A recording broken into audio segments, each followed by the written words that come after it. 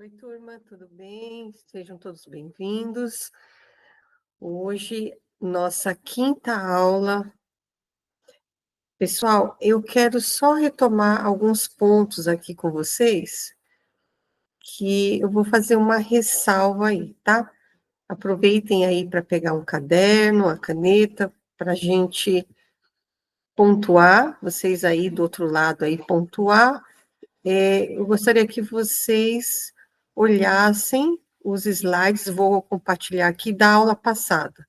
Só fazer uma ressalva aqui, tá, gente? Espera aí, da nossa aula 4, tá? Aqui, ó, pessoal. Deixa eu só mostrar aqui para vocês. Fazer uma ressalva, tá? Volta lá, né, nos slides e dá uma olhada nessa parte aqui, ó, tá?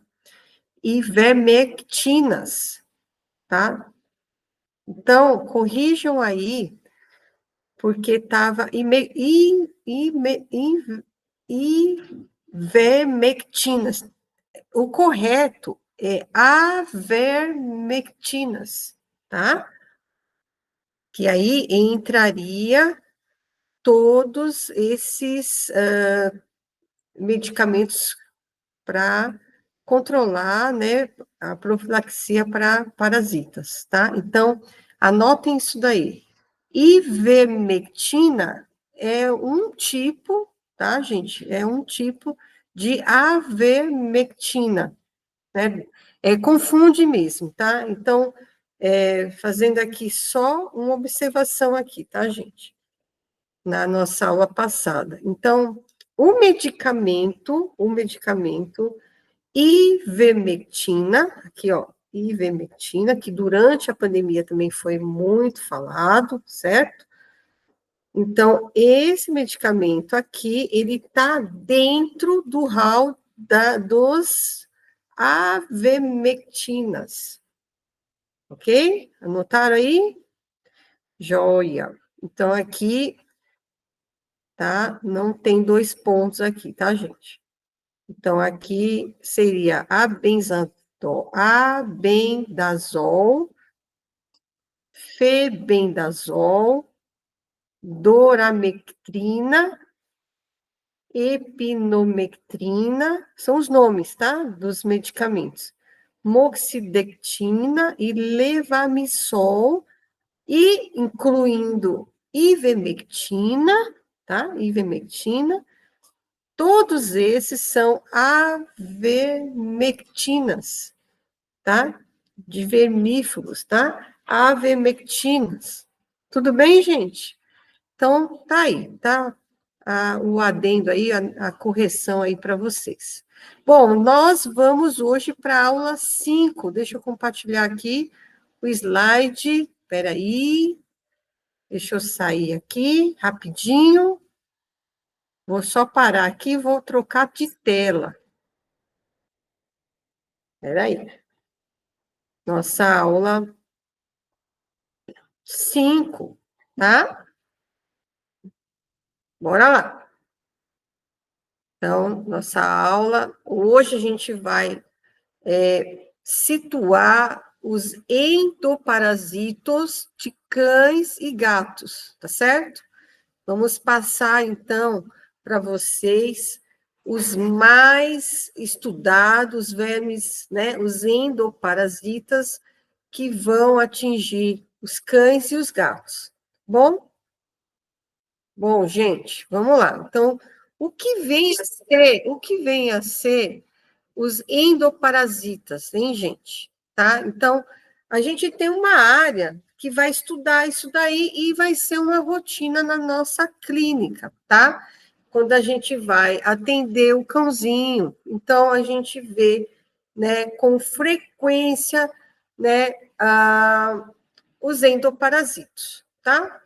Então, a gente vai perceber que dentro aí, né, desses organismos, desses parasitas, a gente vai ter os eumintos, anota isso daqui, e os protozoários, tá bom? E aí eles vão, né, invadir o corpo do animal parasitando negativamente, né? Todo esse processo é ruim, tá? Então, o que vai acontecer? Vai influenciar negativamente a digestão e absorção dos alimentos, uma vez que no intestino desses cães persista esses vermes, eles vão ter dificuldade de absorver os nutrientes. E aí você tem o menor aproveitamento, né, desses nutrientes no corpo.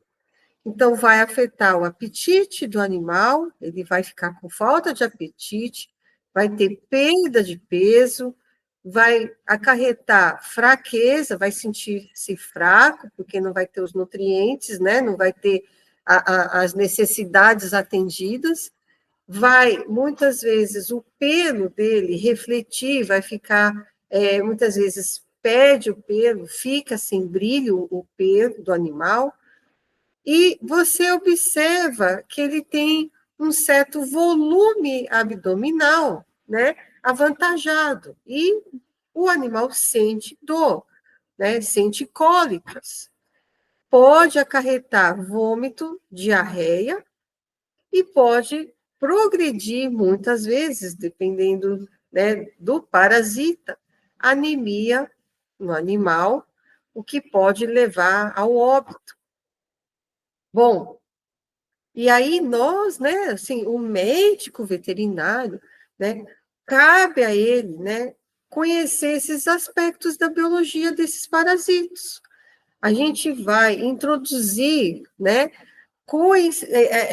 conscientemente, né, a gente vai trabalhar isso de uma forma coerente, eficiente também, para controlar, né, toda essa infecção, né, que está sendo ativa no animal. Bom, vamos também atuar nesse controle desses parasitos, uma vez que poderá ser uma zoonose, ainda mais uma zoonose, né? Então, temos que ter medidas cabíveis, né, na saúde pública. E a gente vai instruir, né, o dono, né, o tutor do animalzinho, vamos instruir. Espera aí, temos que orientar, falar de modo, né, da responsabilidade perante ao animalzinho, da importância que é de realizar exames, né, e vermifugar o animal, né? Bom, e aí, a gente, como eu falei, tendo em vista de que há parasitos que pode atingir o animalzinho e o homem, né? Com certeza a gente tem que tomar atitude, tá? Bom, o gênero chamado Toxocara, tá? Ele é um euminto cilíndrico, é um nemateominto, tá? Ele causa a toxicaríase, tá? Uma larva, a gente chama, né, de larva migrans visceral. Bom, então anotem aí esse nosso primeiro endoparasita, ok? Acompanha aí. Bom, esses vermes, eles apresentam uma coloração branca, um pouco creme, uma coloração mais embranquiçada. As fêmeas desse verme, ela pode chegar a 18 centímetros, né, grande, e o macho 10 centímetros. A gente tem aí os hospedeiros desses vermes, né? Então, a gente tem cães, raposas, gatos, búfalos também, tá? E a gente mostra agora nessa tabela as espécies, né? Então, estamos nos referindo agora, nesse momento, às espécies que atingem cães e gatos, tá? Então, esses aqui, tá? A Toxicara canis, Toxicara mixtax, e a outra aqui, Malay aces, tá? Então, esses ficam no intestino delgado do animal, certo? Olha lá. A gente já verifica aí o tamanho, pelo tamanho você já sabe que é a fêmea e o macho. Bom, gente, eu vou estar mostrando as descrições, vocês aí do outro lado vão anotando para a gente começar a entender, né? E começar a distinguir também esses vermes, esses endoparasitas, ok? Então, vamos lá. Como eu falei para vocês, o macho é menor, a fêmea sempre maior. Então, a gente tem aí tamanho que pode variar também, tá, gente? A boca desse verme aí, a gente vai observar que é, né, olhando, né, fazendo um detalhamento, ela é circundada por três grandes lábios, e os órgãos genitais desse verme, pois é, eles têm órgãos genitais, tá? Eles se estendem, tá? Desde a parte anterior à posterior até a região vulvar, tá? Bom, vamos lá, vamos entender esse ciclo evolutivo desse verme. Bom, ele é um ciclo bem mais complexo, tá? Que a gente vai dizer assim, né, de superfamílias, tá? Com quatro possíveis modos de infecção. Então, há três possíveis modos, de formas diferentes de o animal, né, ser atingido. O ovo com a larva do estágio 3, esse é o infectante. Anotem isso daí, tá? Em temperaturas ideais, aí você tem em 4 semanas, um mês aí, tá? Você tem a larva, né? Progredindo, realizando aí 4 semanas após sua excreção. Ou seja, vocês estão vendo aqui a larva saindo aí, né? O ovo, então, ela já está ali, né? Agindo no corpo do animal. Então, o animal, após ingerir, né, esses ovinhos, com a larva lá dentro, tá? No estágio 3, tá? Anotem isso aí, ó, o ovo com a larva do L3, tá? Ele vai eclodir no intestino delgado do animal, tá? E essas larvas, elas vão se deslocar via corrente sanguínea, ou seja, vai atingir o fígado do animal, tá? Pode estar, inclusive, ela vai ocorrer as mudas dela e ela vai chegar até o pulmão, pode chegar até o pulmão, tá? Então, quando chega no pulmão, pode subir para a traqueia e aí o animal vai tossir e aí pode retornar, tá? Novamente para o intestino, ok? Bom, e aí é onde a gente tem aí as duas mudas finais dessa larva, tá? Então, acompanhe aí. Quando está, então, nessa forma de migração, a gente vai chamar de ascaridoidea, ascaridoida, essa é o que a gente vê que ocorre regularmente, tá? Os cãezinhos aí, tá? De aproximadamente aí de 2 a 3 meses de idade, a gente vai encontrar essa larva fazendo essa transição. Vamos acompanhar essa larva, vocês estão vendo que é a Toxicara canis, tá? Ela é um nematóide, porque é cilíndrico, vocês estão vendo aí, né? Essa forma é a forma infectante. A gente, né, popularmente vai falar sobre a lombriga canina, ok? A lombriga canina, tá? Bom, causa a doença chamada larva migrans visceral em humanos, ou seja, é uma zoonose. Então, no ambiente onde tem principalmente crianças, tá? Acomete grande parte de ingerir esses ovinhos contendo essas larvas que vão estar no ambiente, e elas são resistentes, tá? Bom, o ciclo evolutivo em cães, ok? Não os filhotes, com mais de 3 meses, né, já entrando aí, já num outro estágio de vida desse animal, pode ocorrer migração hepatotraqueal, tá? Ela é menos frequente, vamos anotar isso daí. Bom, em cães de 4 a 6 meses, quase não vai ocorrer migração, né, entre fígado e a parte pulmonar, tá? Hepatotraqueal. Bom, substituído então a gente vai chamar aí de uma outra migração, tá?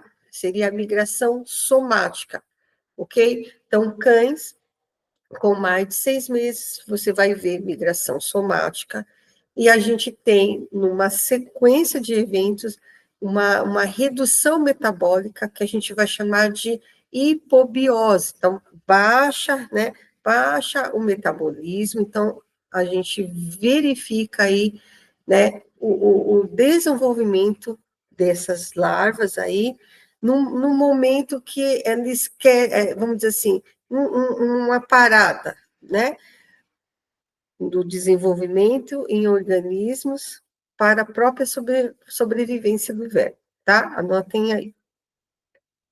Bom, num cão adulto, aí a gente pode voltar a migração dessa larva para hepatotraqueal. Lembra que eu falei que a larva do estágio, né, 3, ela é a larva infectante. Então, ela vai se deslocar até uma ampla diversidade de tecidos, tá? No caso de cães adultos, você vai ver aí também ela migrando para o cérebro, né? Além do fígado, do pulmão, pode chegar no coração, pode chegar no esqueleto, no músculo esquelético, perdão, e você tem aí também essa questão da parede do trato, né, parede do trato alimentar do animal, ela também se instalando, tá bom? No estômago do animal, tá? Em grande proporção. Gente, quando a gente encontra, então, as fêmeas, as cadelas prenhas, tá? A gente pode ter essa larva fazendo o que a gente chama de infecção pré-natal. Isso mesmo que vocês estão vendo. Então, aqui, ó, infecção pré-natal. As larvas, elas podem, inclusive, afetar o pulmão do feto, né? Do filhote que está lá, tá? E também sofrer mudas, tá? Passando os estágios, tá? Antes mesmo do filhote nascer, tá? O filhotinho, quando ele nasceu, o recém-nascido, que a gente vai chamar, esse ciclo desse verme vai se completar, tá? É aí que esses vermes vão para o intestino do animal, tá? Vai através da traqueia, né? Tem aquela deglutição, tosse, volta o verme e ele vai completar a muda final, tá? Os filhotinhos que estão mamando, né? Os filhotes lactentes, eles também podem pegar essas larvas, né? Essa infecção aí, né? Esse parasita, através da ingestão do estágio LELI3 no leite, né? No leite da mamãe. Olha lá, nas 3 primeiras semanas de lactação, tá? E você tem, então, em resumo, né? No filhote, após a infecção por esta via que eu mostrei para vocês aí, tá? Ó, após a infecção por esta via, não há migração. Tá? Então, aqui vocês observem aí o verme, dentro aqui, ó, no estágio da larva, um tamanho considerado aí de 100 micrômetro. E o que a gente pode estar fazendo? Bom, vocês sabem que o diagnóstico é através da observação dos ovos nas fezes do animal, tá certo? Então, a gente sabe que é possível o animal estar excretando, né? O animal excrete o parasita adulto também, tá? Bom, o tratamento, a gente vai ver mais para frente o tratamento, mas o importante é entender esse período pré-patente. Lembram que eu expliquei para vocês, né? Desde do início do contato até a manifestação, né, no animal, o que esse verme já está fazendo no animal, tá?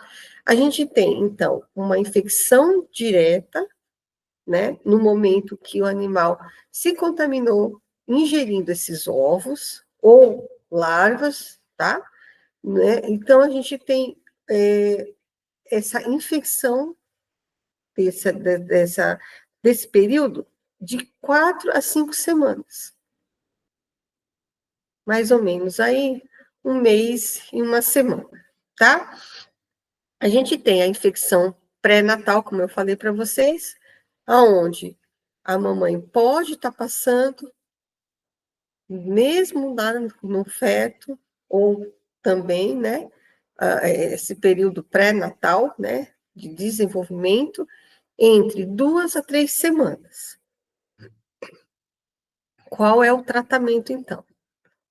A gente vai utilizar, tá, os antihelmínticos, tá?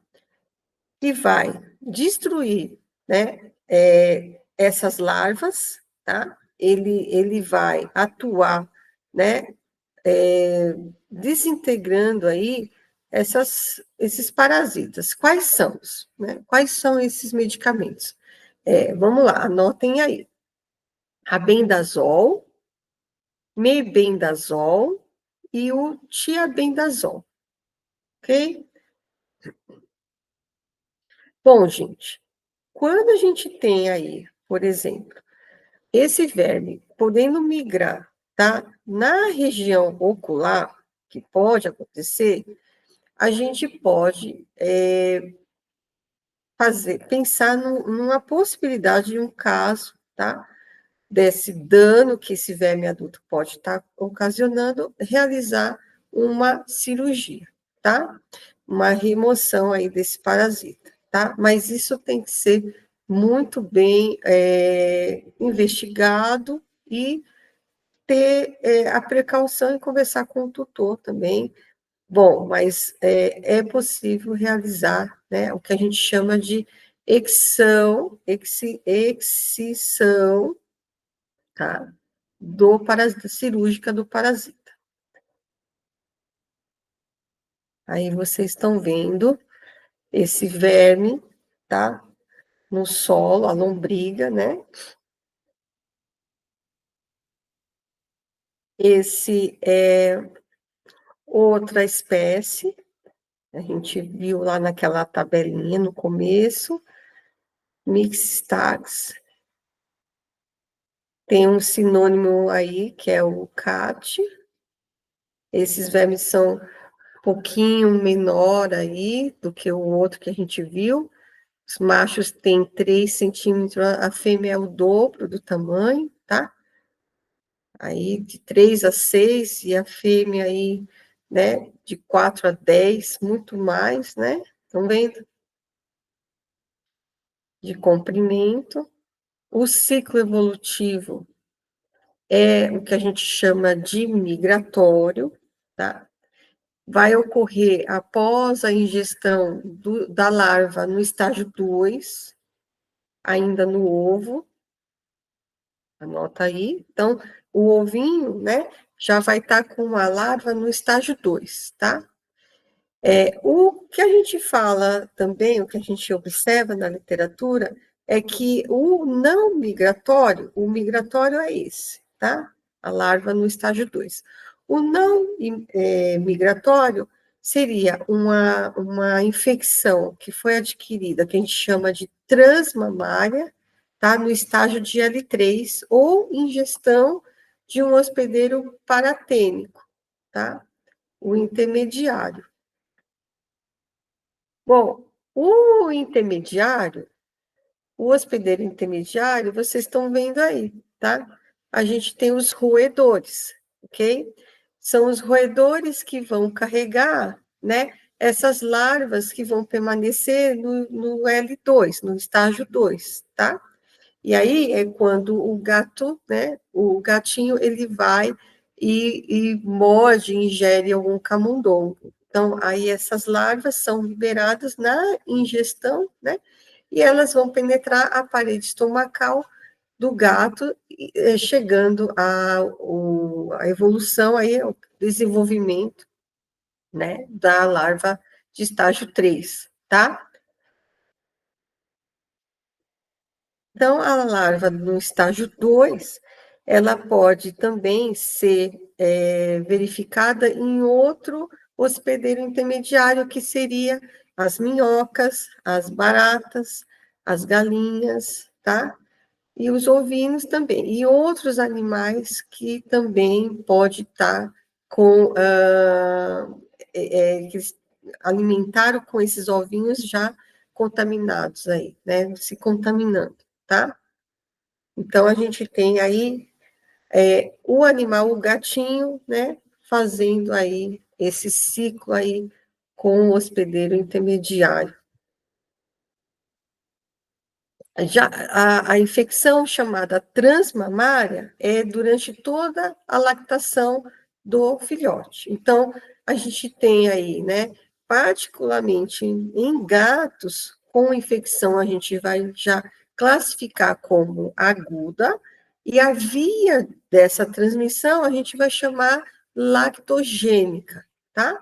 Bom, não ocorre, nesse caso, a Toxocara mixtax, não ocorre infecção pré-natal, tá? Então, não vai acontecer a passagem do verme, né, pela placenta, tá? Então, a Toxocara canis, sim, ela já passa pela placenta. Então, ela passa, existe a infecção.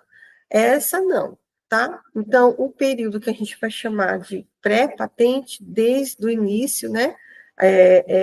Desde a da infecção do ovinho, pegou, o animal pegou, até manifestar, a gente tem aí 8 semanas, mais ou menos aí 2 meses, tá?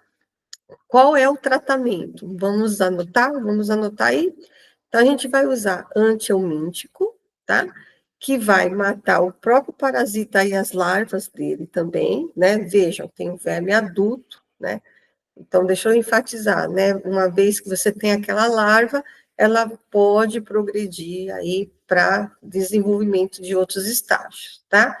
E a gente vai conduzir isso com albendazol, mebendazol e tiabendazol, tá? Esses são os antihelmínticos mais indicados, tá bom? Bom, gente, agora a gente vai entrar, né, em outro gênero, tá bom? Então, esse é o ancilostoma, o gênero ancilostoma e a espécie canino, tá? A espécie canino é o verme que a gente vai ver aí com aqueles ganchos, né? Que a gente vai chamar de verme gancho dos cães, tá? Devido à própria questão desse verme se fixar no intestino delgado, né, e colocar ali esses ganchos, né, fazer aí a parasitose desses animais. Então, esses vermes, eles são hematófagos, ou seja, vão se alimentar de sangue, tá? Então, na forma adulta, quando esse verme chega, então, e vai habitar o intestino delgado, eles vão consumir o sangue do animal, tá? E o primeiro sinal que a gente vê é a anemia, tá? A anemia é o sinal clínico mais evidente nesse caso de endoparasitas, tá? Vejam, as fêmeas desse verme, elas vão consumir aí por dia, diariamente, até 0,1 ml de sangue, tá? E o animal, né, ele vai perdendo peso, a gente nota emagrecimento, a gente nota diarreia, a gente nota uma diarreia com muco, com sangue, tá bom? E a gente vê também essas larvas, né, uma vez que elas vão estar presentes aí no animal, no intestino, né, o que pode acontecer? As formas de infecção, né, de manifestação aí, a gente vai ter umas separações aí, tá? Vamos lá. Então, eu tenho possíveis formas de infecção, tá? Quais são? Vamos anotar aí. Deixa eu pegar aqui, tá? Só para posicionar para vocês. Oral, a pericutânea, a transmamária e a ingestão de hospedeiro paratênicos, ou seja, aqueles hospedeiros que estão carregando, tá? Esse verme. Então, esse parasito, como eu falei, ele vai habitar no intestino do animal. E essas são as formas que o cão pode pegar ancilostoma, tá? Bom, o que é importante a gente anotar aí seria essas larvas podem ficar em hipobiose, ou seja, elas permanecem, tá? Dentro da musculatura das fêmeas e o metabolismo diminuindo aí, tá bom? Então, vai fazer com que ela se torne, né, tornando, né, possível que elas vão infectar as ninhadas subsequentes, tá? Então, vejam, né, é muito importante vocês observarem que esse parasita, ele vai, inclusive, ser uma zoonose para nós, seres humanos. Então, é importante anotar, tá? Como é bom a gente dialogar com o tutor do animal para que ele faça corretamente, né, a vermificação. Bom, o filo, então, é o nematoda, verme aí, né, cilíndrico, tá? Classe Cercenentea, e a família, superfamília, Ancylostomatoidea, tá? A gente observa quando é família, termina com toidea, tá? Essa terminação aqui. Hospedeiros, então, né? Definitivo. Cães, raposas e não é comum, mas a gente sabe que pode acontecer, né? Uma zoonose humana. Bom, gente, vamos falar assim um pouco desses vermes, como eles se caracterizam, tá? Que a gente vai dizer aí macroscopicamente. Como vocês já sabem, eles vão ter uma espécie de gancho, né? A gente sabe que eles têm esse tamanho, né? Essa forma, né? De se agarrar aí no intestino, tá? Eles têm uma coloração cinza avermelhados, tá? E eles, né? Até porque eles vão se alimentar de sangue, tá? O tamanho a gente já vai identificar e a postura, né, desses ganchos aí. Os machos, eles medem aí 12 milímetros e as fêmeas de 15 a 20 milímetros de comprimentos, tá? A gente vê aí que eles são caracterizados como os menores nematóides ascarídeos, tá? Comuns, e eles são muito encontrados no intestino delgado. Bom, a patogênese, né, a gente já vai caracterizar como um fator importante que é a anemia, tá? a anemia hemorrágica aguda ou crônica. Ok?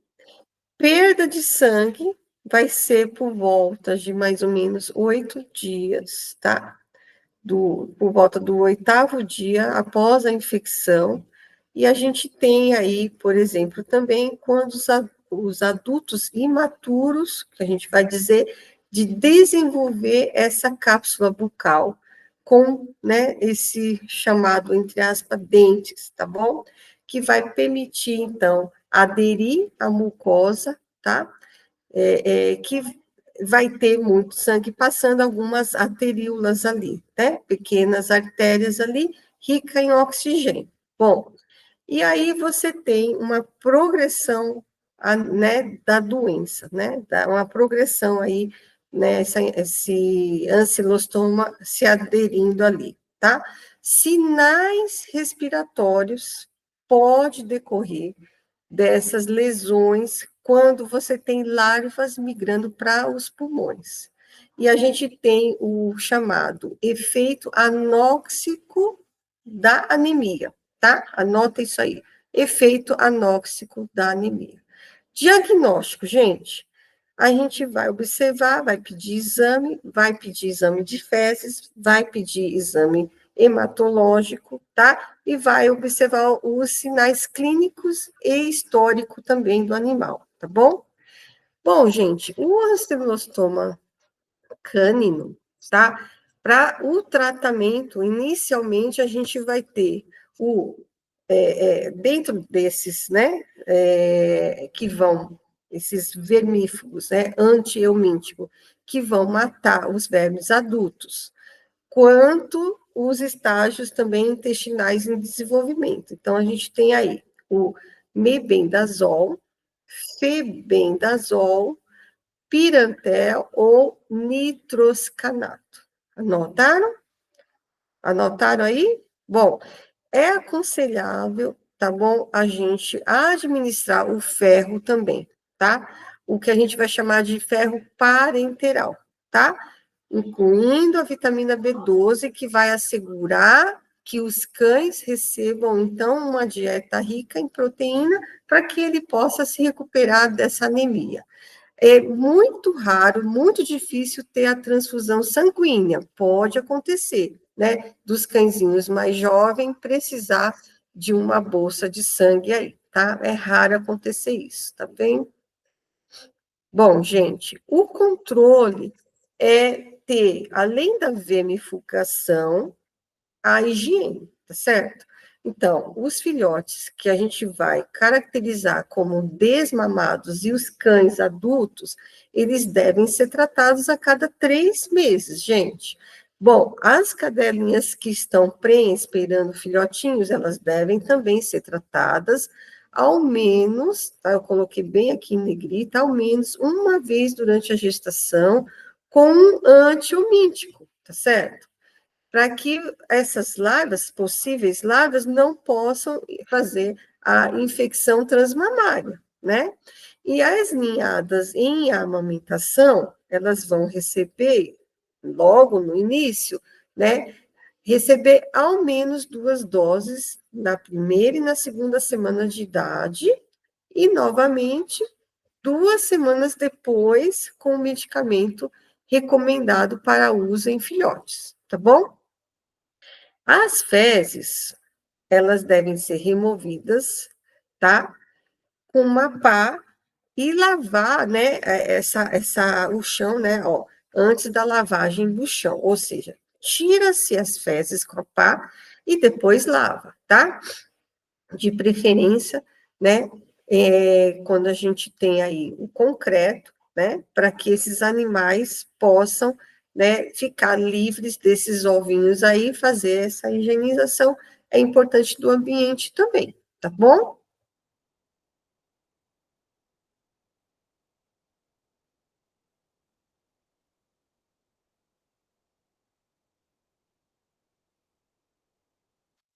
Bom, gente, essa outra espécie é o brasiliense, tá? O brasiliense, ele também é um verme de gancho, a gente vai chamar verme gancho, e onde ele vai se instalar é no intestino delgado. Os hospedeiros, agora, a gente vai incluir os gatos aqui também, cães, raposas e os gatos. A distribuição desse verme, vejam bem, regiões tropicais, subtropicais. A gente sabe que a cápsula bucal desses vermes, né, principalmente o gênero Ancylostoma, eles têm esses dentinhos, tá? Entre aspas, né, que a gente vai chamar aí, né, de cápsula bucal, tá? Aonde você tem a parte dorsal grande e a parte de dentes ventrais muito pequenas, tá?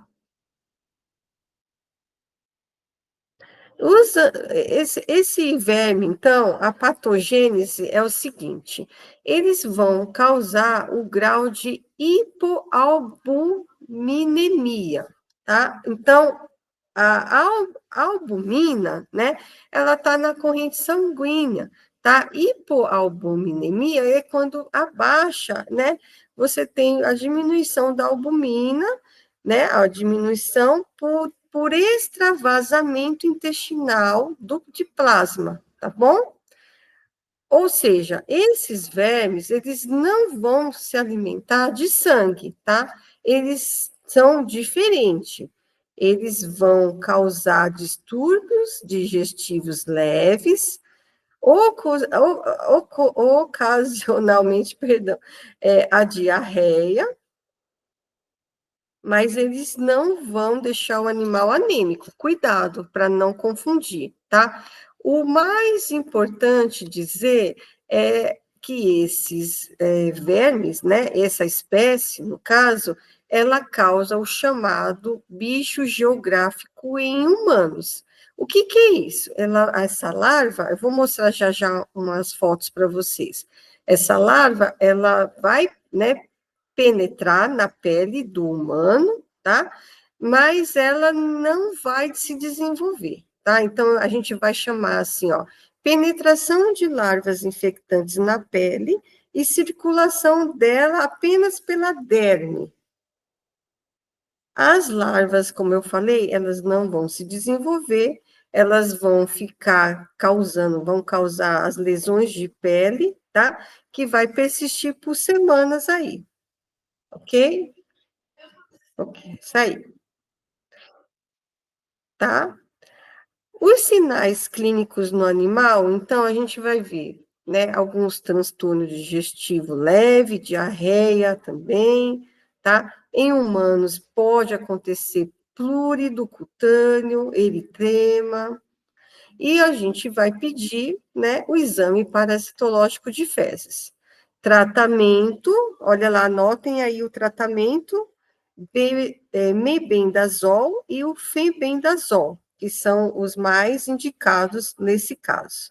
Vocês estão vendo aí, né, a parte do verme aí, a parte do bucal aí, tá?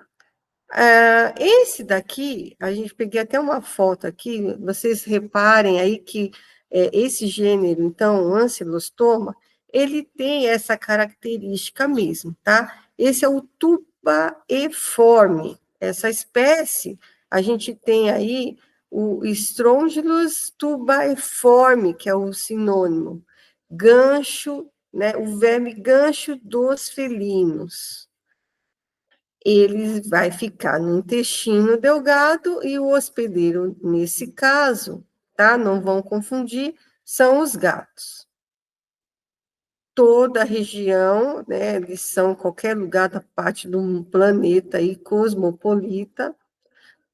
Ele é considerado um verme de baixa patogenicidade, porém, eles vão, né, causar infecções chamadas, né, intensas, quando você tem, então, aí as consequências, que seria pelagem, anemia, uma pelagem ruim, a anemia, então vocês já sabem que esse verme vai se alimentar aí de sangue, diminuição do crescimento dos animais, tá? Bom, gente, pode então e com bastante frequência, né, ao desenvolvimento de forte, a parte do sistema imunológico, né, pode desenvolver aí esse parasita, tá? Sistema imunológico. E o tratamento, junto com o sistema imunológico, a gente vai ter o mebendazol e o febendazol como os importantes antihelmínticos. Esse daqui, já saímos, então, dos ancilostomas, vamos para os trícoris, tá? Os trícoris da espécies Vulpes, tá? A gente vai chamar de verme chicote. Esses já não ficam mais no intestino delgado, eles ficam no intestino grosso, tá? Eles vão ser o hospedeiro, então, os hospedeiros desses vermes são cães, raposas e gatos, e eles são, né, a característica, né, que vocês estão vendo aí na foto, eles são esbranquiçados, os vermes são cilíndricos também, que é do filo Nematoda, né, a superfamília é a tricuro, tricuro, tricuroidea. A medição, né? Então, a gente vai ter aproximadamente 4,5 a 7,5 centímetros de comprimento. Vamos lá para patogênese. Bom, a gente sabe que os sinais clínicos é esporádico, tá? A gente nota que em cães a infecção, que a gente vai dizer infecção intensa, ela vai estar associada a uma inflamação, tá? Como é no intestino grosso, a gente vai ter inflamação, né, aguda ou até mesmo crônica da mucosa do seco. Vai ter diarreia aquosa com muita frequência e sangue também nessas fezes, tá? Podendo ocorrer anemia e perda de peso.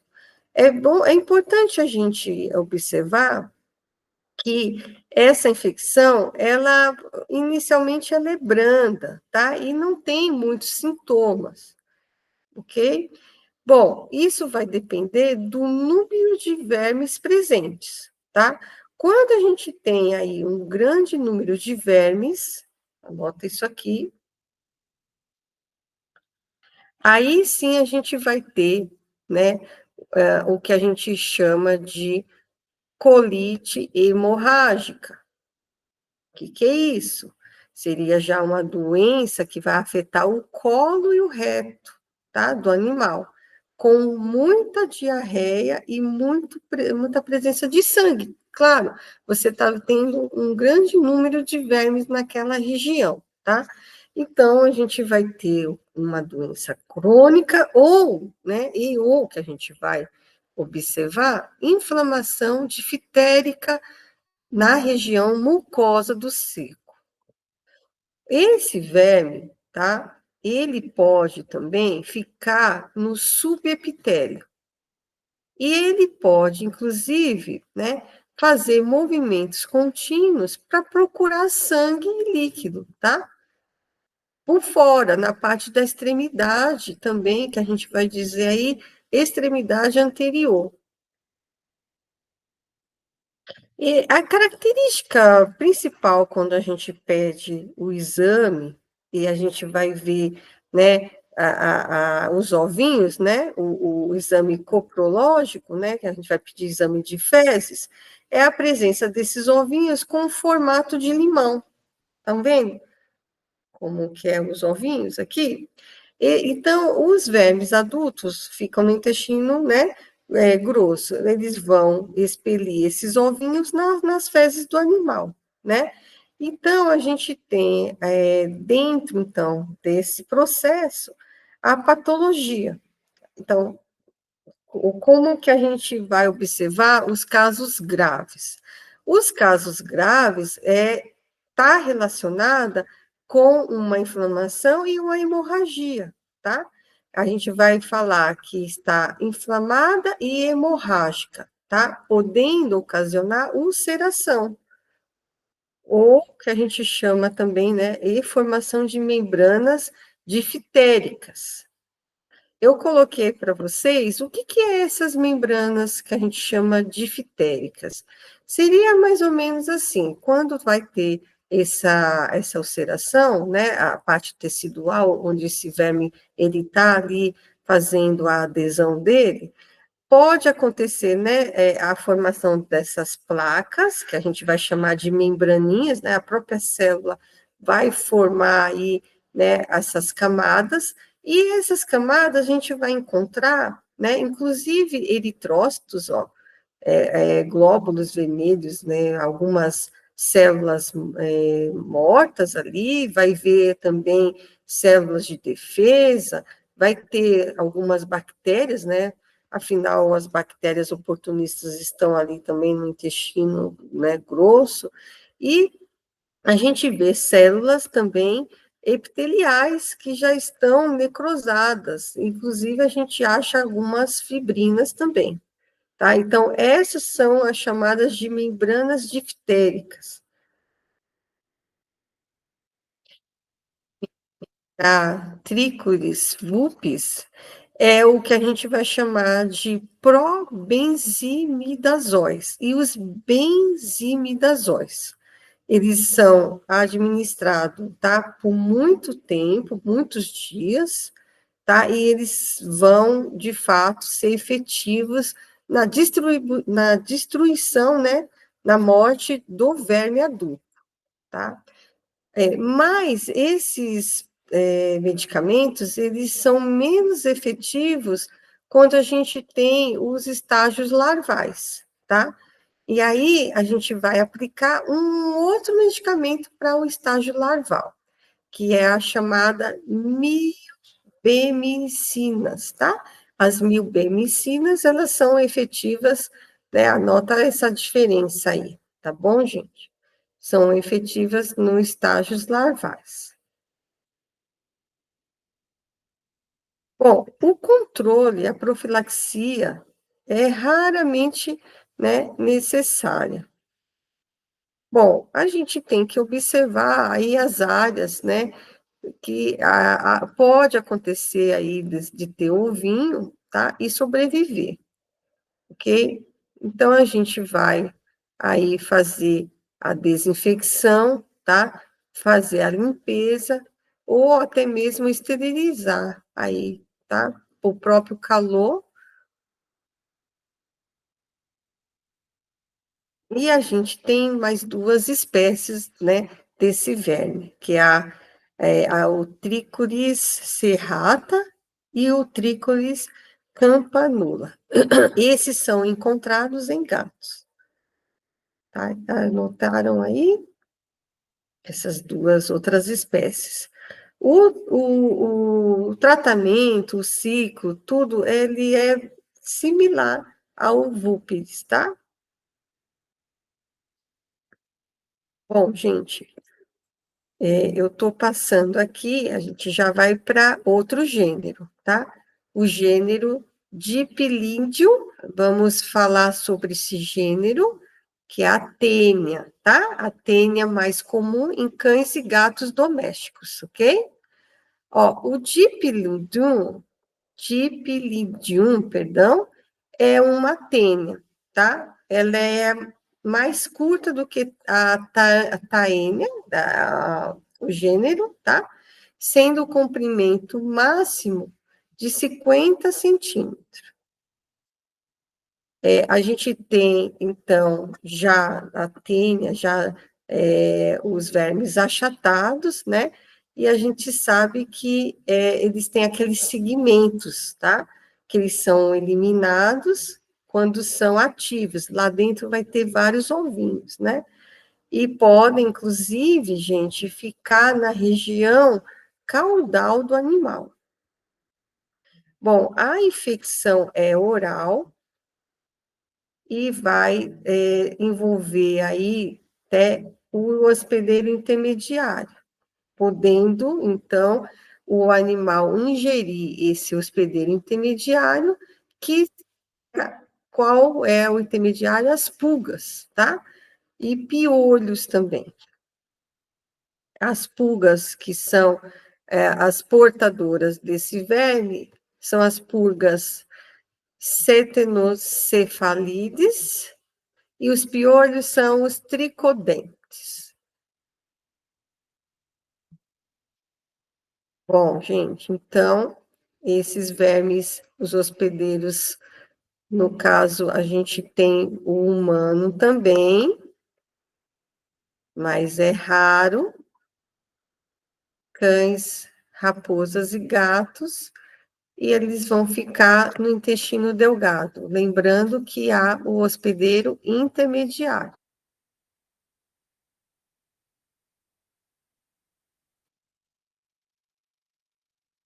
Claro? Então, a gente vê as proglótides, os vermes já se caracterizam aí, né, pelo esse desenvolvimento e vão liberando essas proglótides com os ovinhos, e o animal sofre, gente. Ele vai ficar no intestino delgado dos cães, então elas vão sair nas fezes, ou, né, o que a gente vai, né, observar essas proglótides, tá? Tanto nas fezes como também na região perianal do animal, tá? O animal, né, ele tem uma grande irritação, incômodo, pode formar plúrido na região anal do animal, né, e ele fica arrastando aí, né, essa posição no chão aí, né, vai para tentar coçar aí, né. É uma zoonose que a gente observa determinados cães que ficam ali com crianças, né, esses animais que estão infectados passa para a criança. E o tratamento para esses vermes aí, achatados, platelmintos, é o praziquantel e epiciprantel, ok? Esses são altamente eficazes contra, né, esse gênero, o Dipilídeo canino. O praziquantel, ele é aprovado na seguinte dose: 5 miligramas por quilograma, por cada quilograma, via oral, tanto em cães como em gatos. E o epiciprantel, ele pode ser administrado um pouquinho mais, 5,5 miligramas, também via oral, e em caso de gato, um pouquinho menos, 2,75 miligramas por cada quilograma, tá? Fazendo um cálculo aí, sabendo o peso do animalzinho, fazer a observação aí dessa dosagem. Bom, como eu falei, então, a gente tem aí, né, esses dois medicamentos mais utilizados. Porém, a gente sabe que o uso também de nitazoxanida, 100 miligramas por cada quilograma, também pode ser eficaz, tá? Quando a gente tem o que a gente chama de refratária, né? Muda-se um pouco aí o medicamento e passa para o uso do nitazoxanida.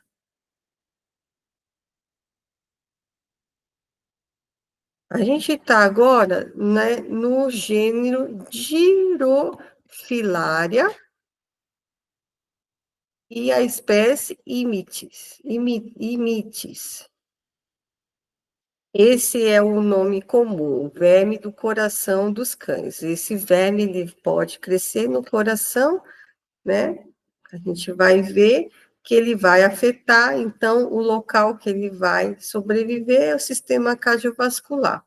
E os vermes adultos, eles vão ficar no ventrículo direito, também no átrio direito, e pode ficar também tanto na artéria pulmonar como na veia cava posterior. É um verme cilíndrico, é o nemátoda, tá? Classe Cecenertia e a superfamília Filarioidea. Aqui a gente tem aí a necropsia, a gente observa aí no coração do animal esse verme. Bom, são vermes longos, delgados, coloração branco acinzentada, tem uma medição de 15 a 30 centímetros de comprimento, eles são longos, as fêmeas, elas são mais longas que os machos, o macho tem a metade só do comprimento, e os hospedeiros definitivos, a gente tem aí cães, raposas, né? Os cães selvagens aí, e ocasionalmente, né? Não é com frequência, gatos e também outros felídeos selvagens e raramente humanos. Também pode afetar o humano, tá? O hospedeiro intermediário desse verme é o gênero Aedes, tá? O Anopheles e o Culex. São os mosquitos, tá? Gente, vamos entender os sinais clínicos. No caso dos cães, que são mais infectados com mais frequência, eles perdem aí, né, a condição, né, corporal e tolerância ao exercício, e eles ficam, né, apáticos, não querendo fazer, andar, caminhar, tá? Há uma tosse que a gente chama, né, tosse débil crônica com hemoptise, e a gente vê, inclusive, estágios dispneicos, falta de ar, acúmulo pode acontecer, né, de ter um endema ou o líquido aí nessa região, e a gente chama de ascite.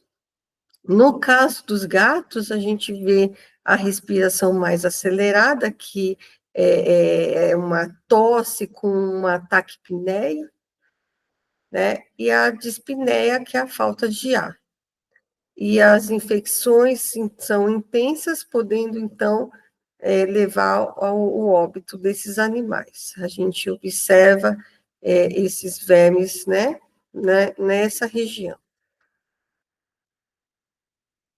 Bom, o diagnóstico, gente, a gente vai pedir, então, quando a gente observa esses sinais clínicos de disfunção cardiovascular, a gente vai observar o exame de sangue, as microfilárias presentes no sangue, tá?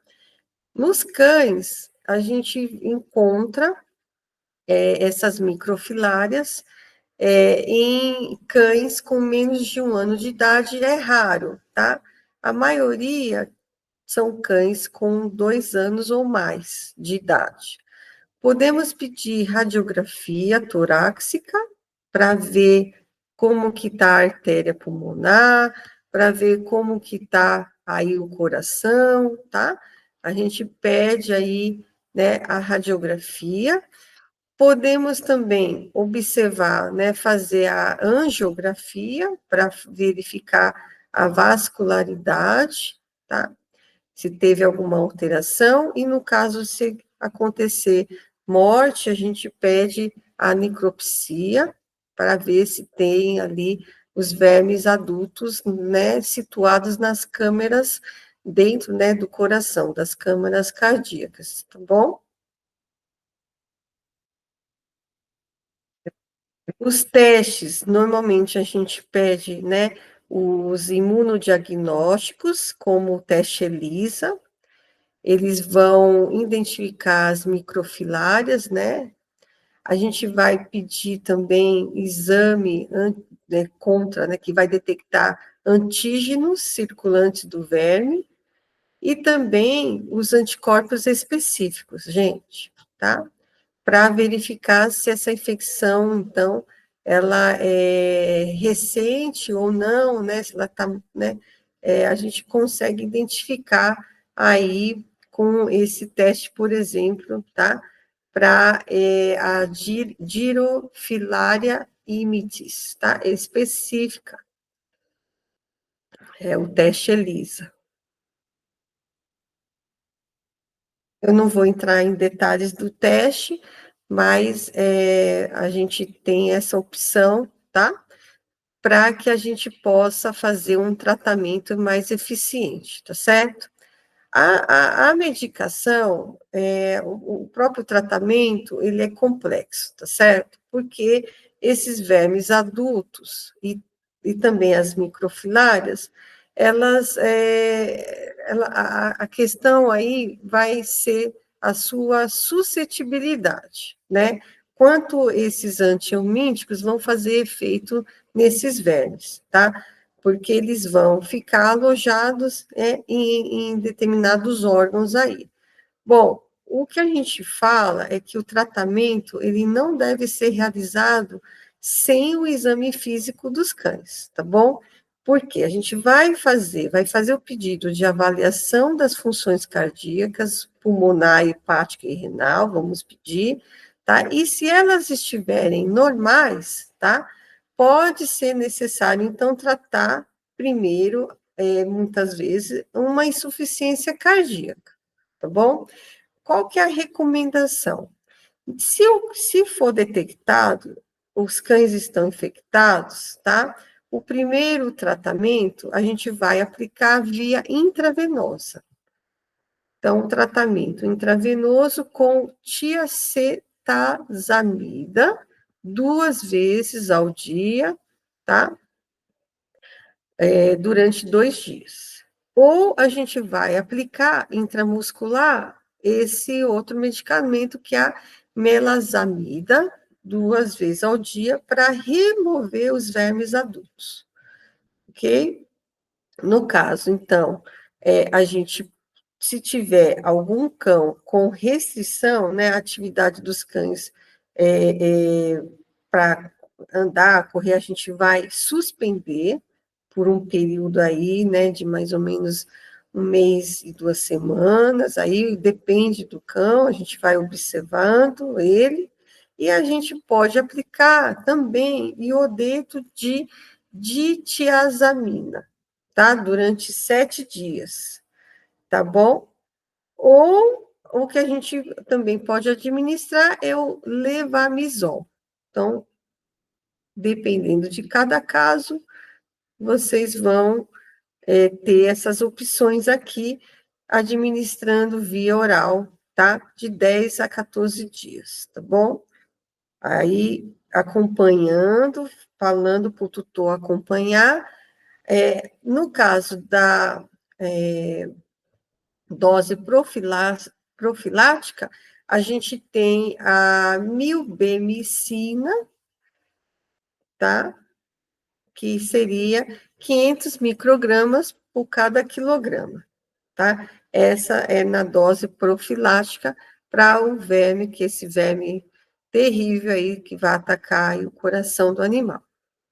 O controle é muito difícil, porque é o mosquito, tá?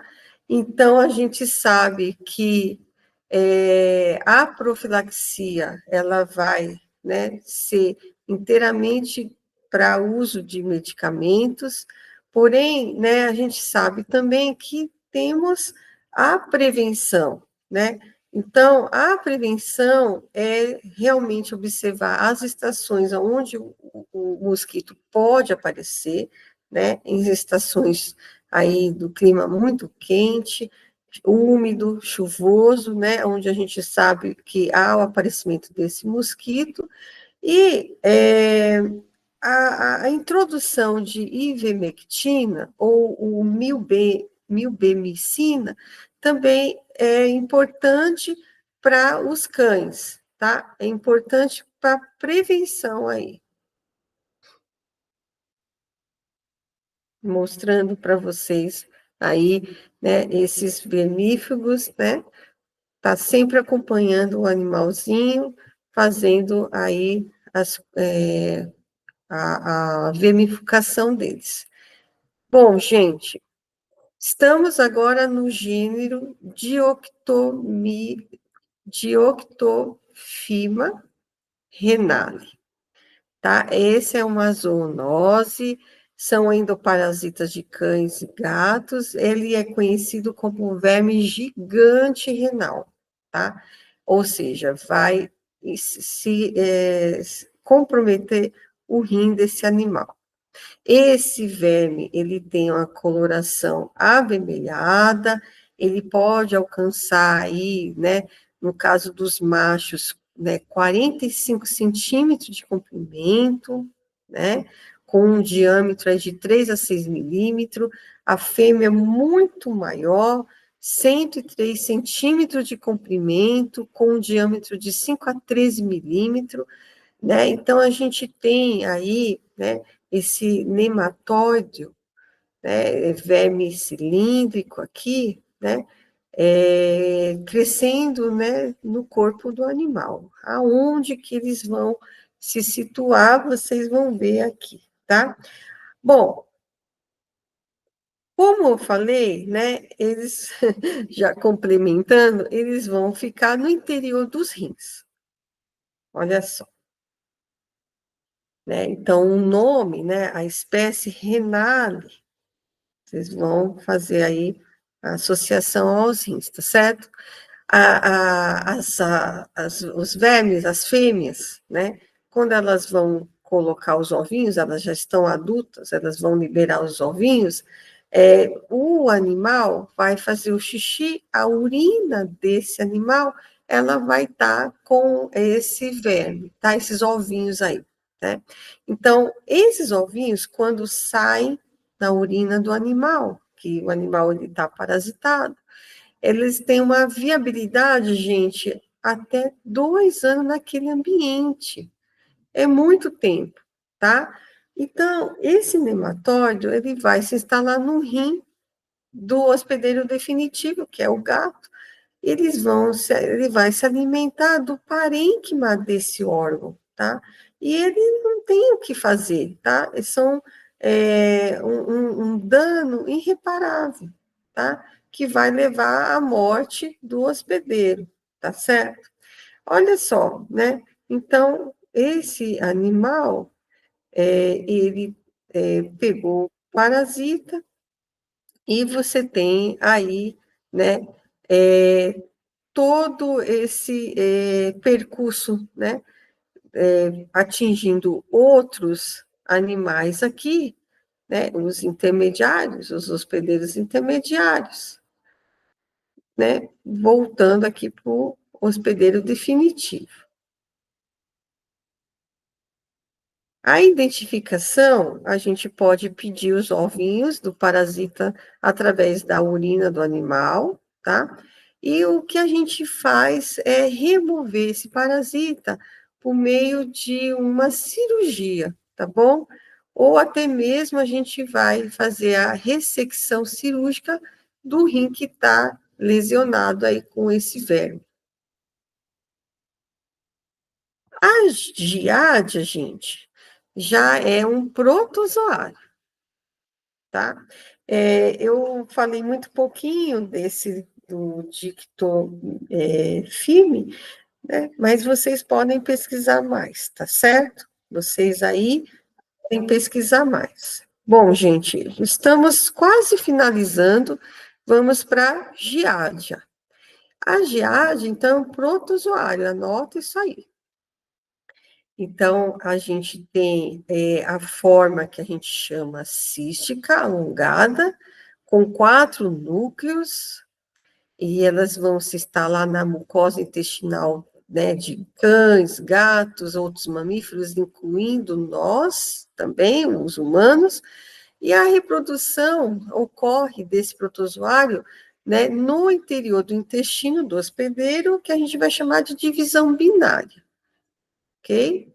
A gente tem a forma, né, que vocês estão vendo aqui, essa forma que a gente vê bastante nos livros, né, a forma trofozoita, ou trofozoitos, que essas formas, elas penetram na mucosa intestinal, ok? Os cistos desses vão sair nas fezes do animal, tá? E esses cistos, esses ovinhos aí, vão ficar resistentes por muito tempo no ambiente.